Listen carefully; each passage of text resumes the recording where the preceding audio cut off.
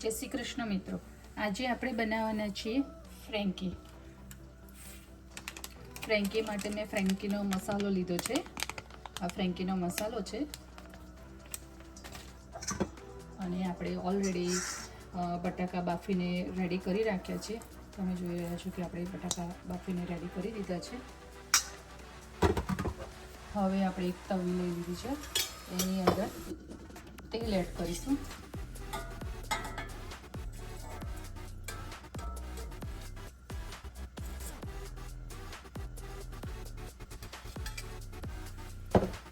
અને તેલને થોડું ગરમ થવા દઈશું. પછી એની અંદર ફ્રેન્કી મસાલો નાખીશું.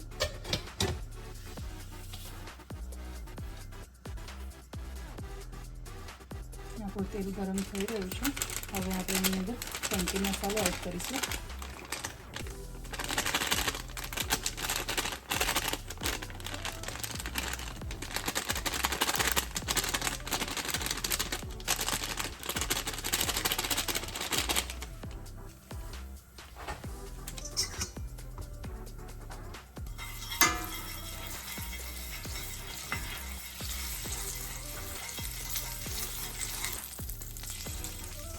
હવે આપણે એની અંદર બટાકા નાખી દઈશું કે જે આપણે બાફીને મૂક્યા છે તે.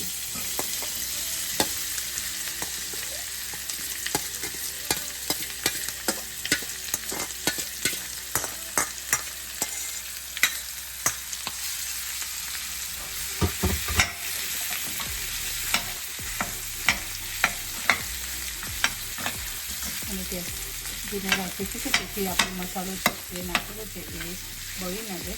અને બધા જ બટાકાને મેશ કરી દઈએ.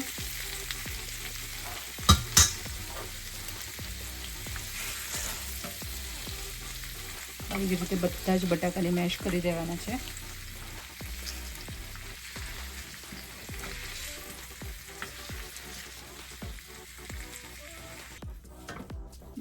બધા જ બટાકા મેશ કરી નાખ્યા છે. હવે આપણે એની અંદર થોડી હળદર નાખીશું.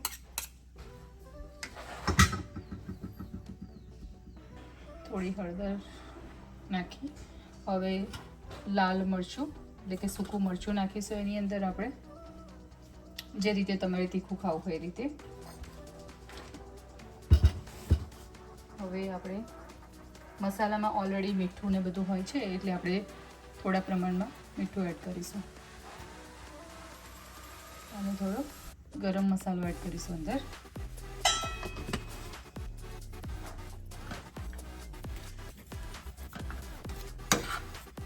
હવે બધું મિક્સ કરી લઈએ.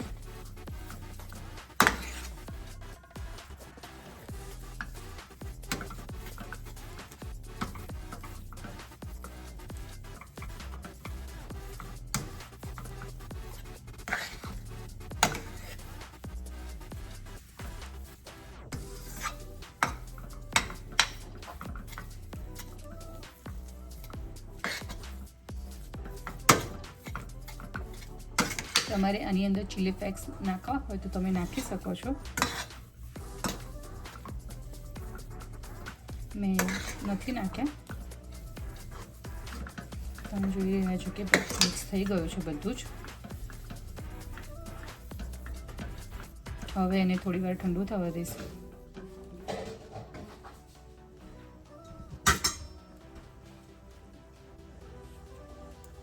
તમે જોઈ રહ્યા છો કે આવી રીતે આપણે સ્લાઈસ કરવાના છે ડુંગળીના પણ, અને આવી રીતે જ કોબીજના સ્લાઈસ કરવાના છે નાના નાના, અને સિલાન્ટ્રો.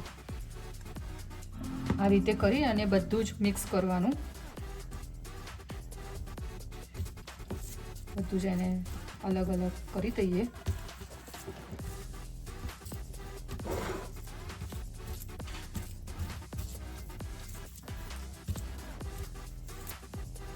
સિલાન્ટ્રો આવી રીતે ઉપર બંને ઉપર થોડી થોડી મિક્સ કરી લઈશું. હવે એની અંદર આપણે થોડું લાલ મરચું નાખીશું.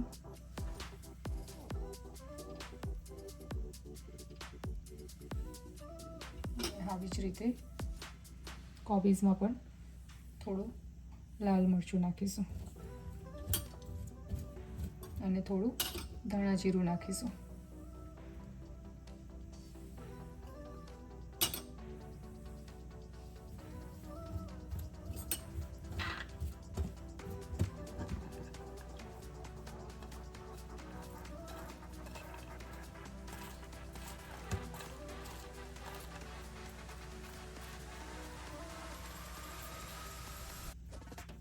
ફ્રેન્કી બનાવવા માટે આપણે ફ્રેન્કીમાં જોડે બટાકાનો મસાલો બનાવ્યો છે એની જોડે પણ આપણે આ ભરીશું.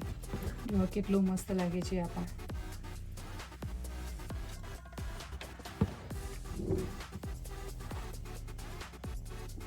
હવે આપણે બધી જ રોટલીને આ રીતે ગરમ કરી લઈશું અને ગરમ કરીને સાઈડમાં કરીશું. બધી જ રોટલી ગરમ થઈ જાય પછી આપણે એની અંદર ફ્રેન્કીનો મસાલો ભરીશું.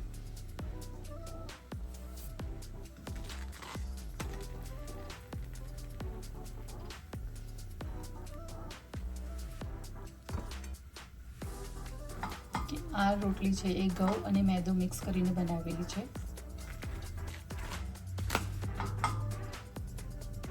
આવી રીતે થોડી થોડી ગરમ કરી લેવાની છે રોટલીને.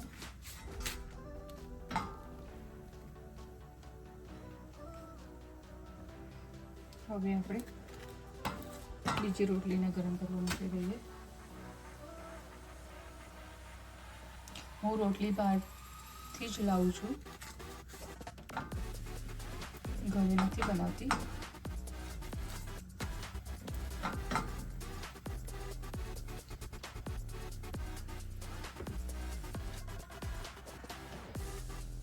તમે જોઈ રહ્યા છો કે કેટલી આવી થોડી થઈ જાય પછી આપણે એની અંદર ફ્રેન્કી મસાલો ભરીશું અને ફ્રેન્કી મસાલામાં આપણે લઈશું જોડે શેઝવાન સોસ.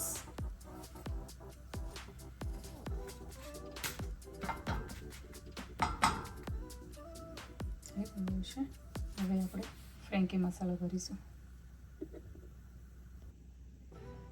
તમે જોઈ રહ્યા છો ચીઝ, રોટલી આપણી, શેઝવાન ચટણી, ફ્રેન્કીનો જે આપણે મિક્સ માવો બનાવ્યો તે, અને ડુંગળી છે, કોબીઝ છે અને સિલાન્ટ્રો અને જે શેઝવાનમાં થોડી કર્યું છે.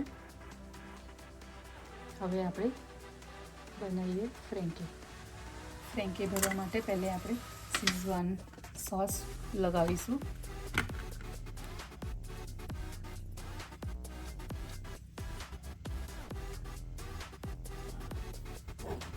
રીતે શેઝવાન સોસ લગાવી દઈશું બધે. શેઝવાન સોસ છે એ થોડો તીખો આવે છે, તો તમારા છોકરાઓ ના ખાતા હોય તો તમે કેચઅપ પણ લગાવી શકો છો. આવી રીતે લગાવી દેવાનું છે. હવે આપણે એની અંદર બટાકાનો માવો ભરીશું.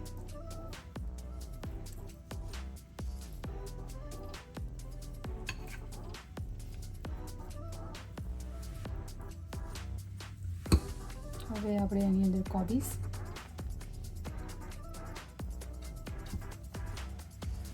ઓનિયન,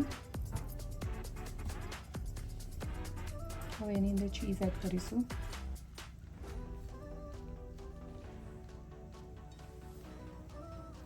હવે આપણે એને રેપ કરી લઈશું.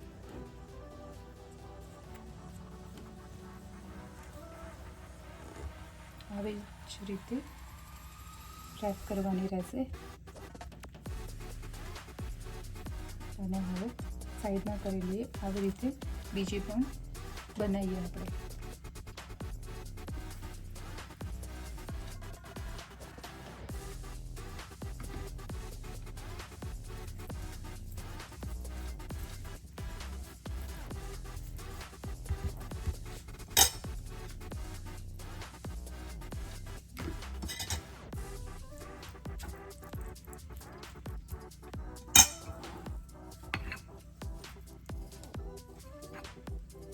પાછો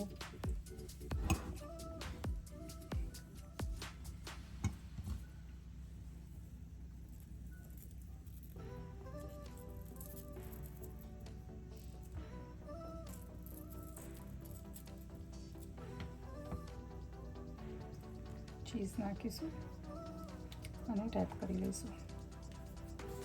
આવી જ રીતે બધા જ રોલ કરી દઈશું અને હવે આપણે તવીમાં મૂકી દઈએ. 2 રોલ થઈ ગયા છે મારા. તમે જુઓ છો કે મારા 2 રોલ રેડી થઈ ગયા છે. હવે જોડે જોડે આપણે તવીમાં એને મૂકીશું.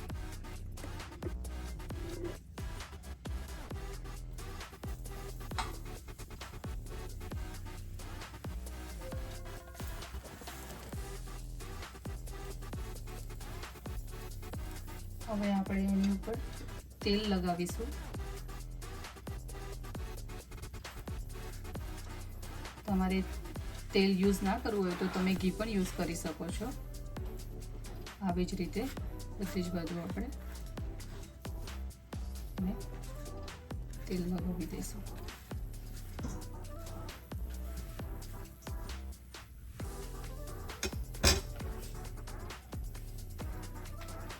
હવે આપણે એને ફેરવી દઈએ.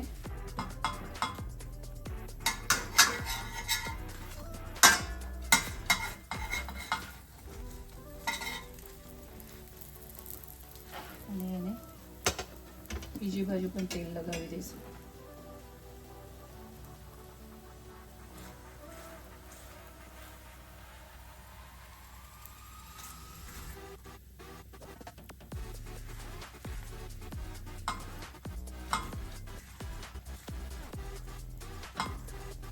તમારે આની અંદર કેરેટ પણ નાખી શકો, કેપ્સિકમ પણ નાખી શકો. તમારે જે પણ નાખવું હોય વેજીટેબલ એ બધું જ નાખી શકો છો.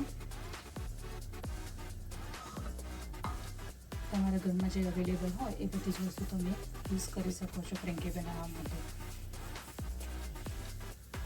હવે આપણે થોડી વાર વેઇટ કરીશું કે રેડિશ કલર આવી જાય ત્યાં સુધી. હવે આપણે એને ફેરવીને ચેક કરીએ કે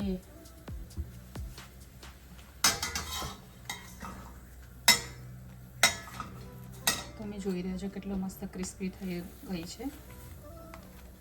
આવી જ રીતે બીજી સાઈડ પણ કરી લઈએ. હવે આપણે એને સાઈડ બાય સાઈડ પણ કરી લઈએ કે જેથી સાઈડનો ભાગ પણ આપણો થોડું ક્રિસ્પી થઈ જાય.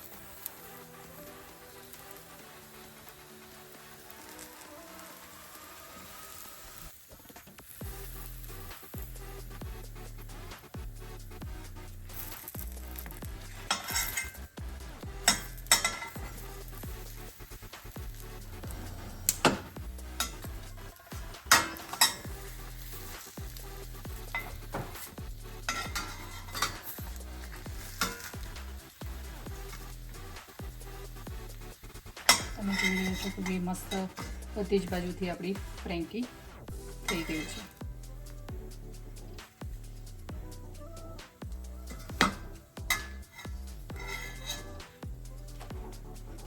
હવે આપણે એક પ્લેટમાં સર્વ માટે કાઢી લઈએ.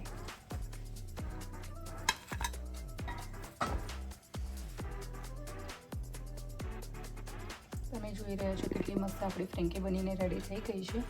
આ છોકરાઓના લંચ માટે પણ સારી રહે છે અને ખાવામાં પણ એટલી ટેસ્ટી લાગે છે કે છોકરાઓ પણ ખુશીથી ખાઈ લે છે.